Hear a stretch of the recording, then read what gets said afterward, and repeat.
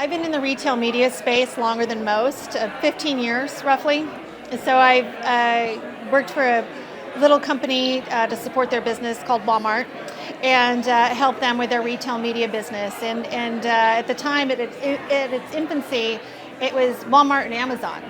And so here we are, and just even Criteo alone works with 175 retailers globally. So you just have retailers across the globe who now all are dipping their toe in the water when it comes to retail media.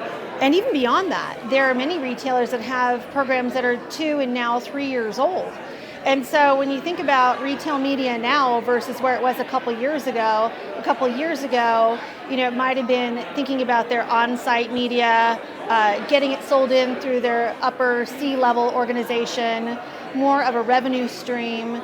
And now I think when you think about retail media, retailers are really thinking about this whole experience of their consumer and how do they really reach that consumer and do so in a meaningful way. And yes, they can profit off of it as well, but by looking at their in-store and their online and everything across, you're seeing these programs become much more robust than they were even 2-3 years ago.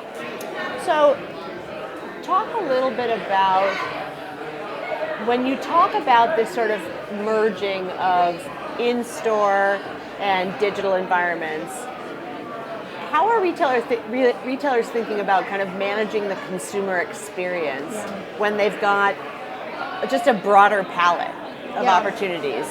Yeah, I think if you take a brand like L'Oreal and that customer, a retailer, let's use Ulta, that's looking at their L'Oreal customer across the whole channel, online as well as in store. It's important, I think retailers more and more, of course, understand that their customer doesn't necessarily associate what's happening online any different than what's happening in store.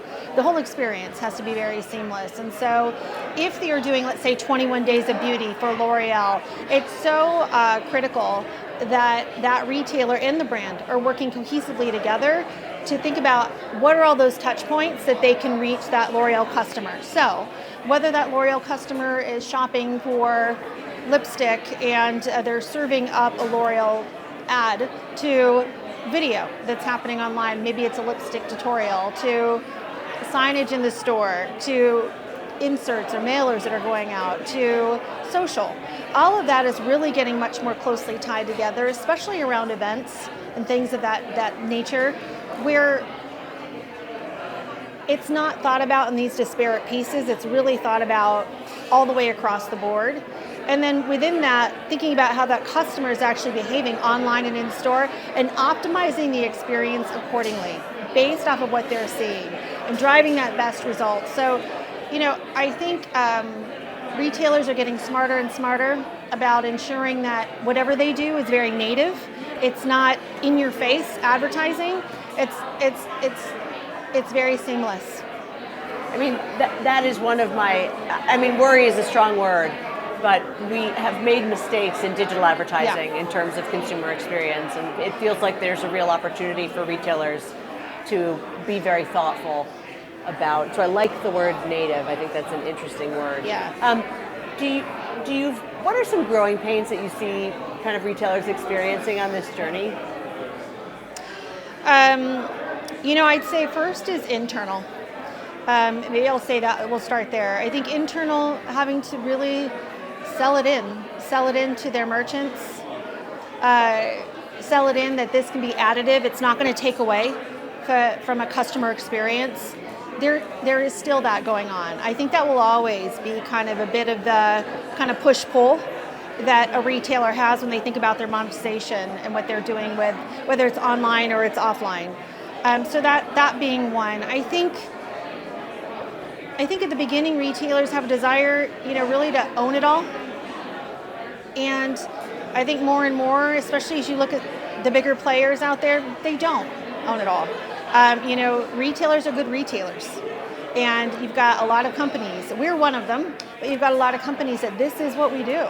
And I think that retailers that are really wanting to go forward faster are, maybe a couple years ago they thought about it one way, but we're seeing many retailers come back and kind of think about it more broadly and learn from their mistakes and say, you know what, this is the way I do it differently. Or even new retailers that are getting in, they have so many more to study from to see what's working and what's not. So it's more of this community that at first it was just a handful, and now it's this community of retailers, again, across the globe that retailers can learn from one another. What are you excited about going forward? You know, I'm excited about. I'm excited that it's catching on. You know, it's not so much an education now. It's more, we're doing more consulting and more help and more support. And when you can get that right relationship, you're not really teaching the basics.